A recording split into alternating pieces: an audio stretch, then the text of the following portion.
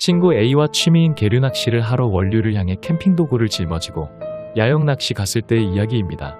그날은 쾌청해서 굉장히 기분이 상쾌했고 그 뒤 일어날 등골 오싹하고 끔찍한 일을 상상조차 못한 우리들은 의기양양하게 계곡으로 발을 내딛었습니다. 계곡을 향해 걷기 시작한 것도 잠시. 우리는 생명줄과 같은 예비라이터를 구입하기 위해 출발지에 있는 편의점으로 다시 돌아갔습니다.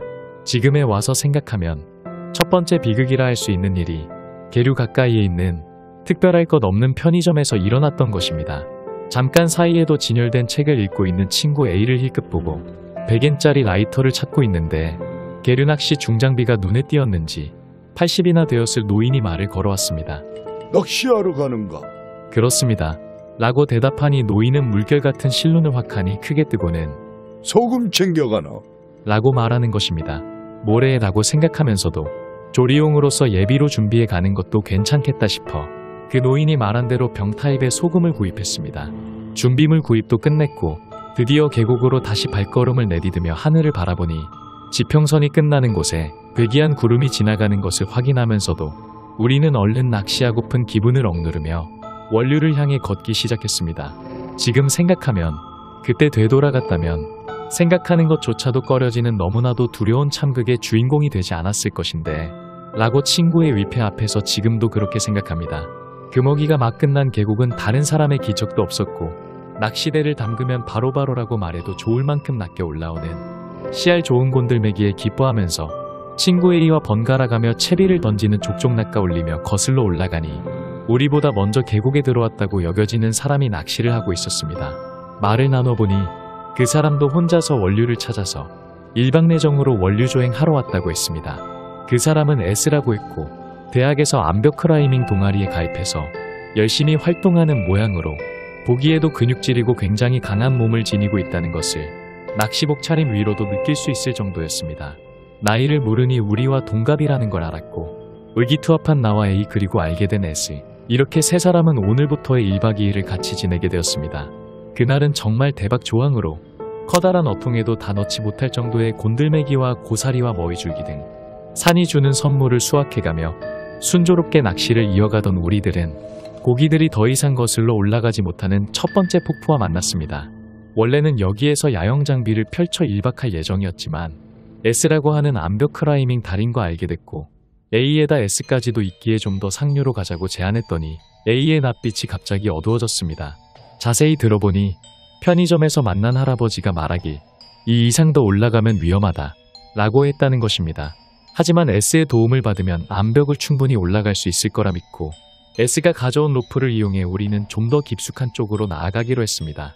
물고기 길과 사람끼리 같이 막힌 폭포를 올라선 우리들은 정말 비경이라 할 만한 사람 발길이 닿지 않았을 듯한 계곡을 의기양양하게 낚시하며 나아갔습니다. 조금 하다 보니 해가 지기 시작했고 조금 넓은 장소를 발견한 우리들은 거기에서 캠핑하기로 하였습니다. 넘치게 잡은 곤들매기를 회와 소금구이, 곤들매기 골주 등을 만들고 산나물과 가져온 쌀로 지은 밥으로 허기를 채운 우리들은 잠시 쉬고 나니 모처럼 온 것이라 밤낚시하러 가자고 의견이 모아져 헤드라이트를 착용하고 밤낚시하러 나섰습니다.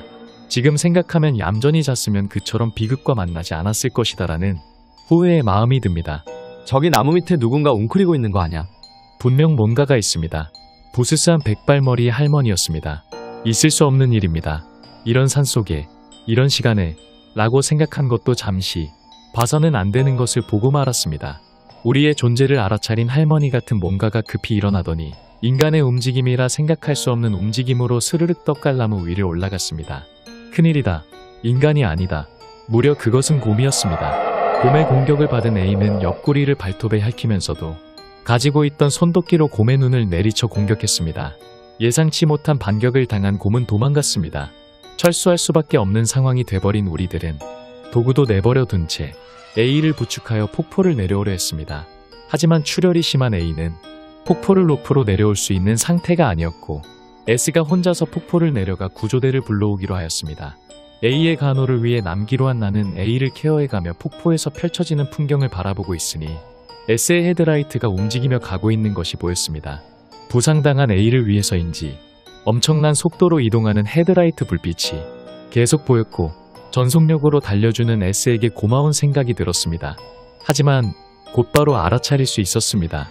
헤드라이트 불빛의 불규칙한 움직임과 무엇보다도 평탄하지 않은 계곡에서 결코 인간이 이동할 수 있는 속도가 아니라는 것을.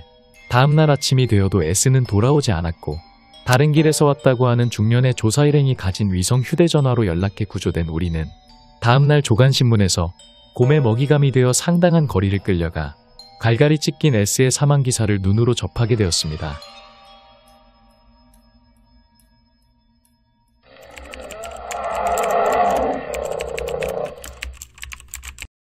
내가 19살일 때 우리 형과 형 친구가 바다에서 파도에 휩쓸려 행방불명이 되었다.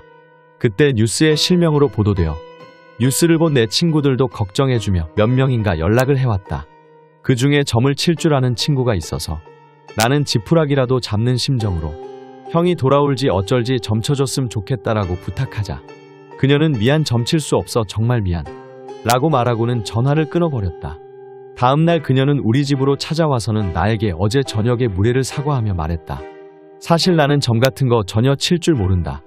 다만 좀 특별한 능력이 있는 것 같아서 다른 사람에게는 안 보이는 것이 보일 때가 있다. 니네 형은 이미 사망한 것으로 보였다. 현재는 이 부근에 있을 거야. 하지만 발견되는 것은 내일 점심때를 조금 지나서 이 부근에서 발견될 거야. 그리고 실제로 형은 다음날 12시 반이 지난 시간에 배를 타고 형을 찾던 가족에게 발견되었다. 딱 그녀가 손가락으로 가리킨 위치였다. 그리고 재작년 집 근처에서 뺑소니 사고가 있었다. 초등학교 2학년의 어린아이가 사망했지만 범인은 도주하고 그 위치에 간판만 서 있었다. 어느 날 그 친구가 놀러 왔을 때 옆집 차를 보고 갑자기 놀란 얼굴을 하고는 나를 잡아 끌며 얼른 집으로 들어가자 라고 말하고 집 안으로 끌고 들어갔다. 왜 그러냐고 물으니 저 옆집 사람의 차 타이어에 초등학교 저학년 정도의 아이가 피투성이인 채로 달라붙어 있다고 말했다. 수위로 그 옆집의 아들이 뺑소니범으로 체포되었다. 여담이지만 형이 바다에서 사고로 죽기 전에 형과 나는 친척의 배를 얻어 타고 낚시를 나갔다. 한창 낚시를 즐기고 있는데 갑자기 형이 바닷속에 사람이 있다고 말했다. 나도 자세히 살펴보았지만 아무것도 보이지 않았다. 어떤 게 보였냐라고 물으니 해골 같은 손이 나를 끌고 가려 했다고 말했다. 겁먹은 친척은 그대로 배를 몰아 도망치듯 돌아왔다. 그때가 8월 모일. 우연인지는 모르겠지만 형이 죽은 날도 다음해 8월 모일. 그때 함께 있었던 친척은 그때 해골손이 니네 형을 잡았었다라고 장례식장에서 얘기했다.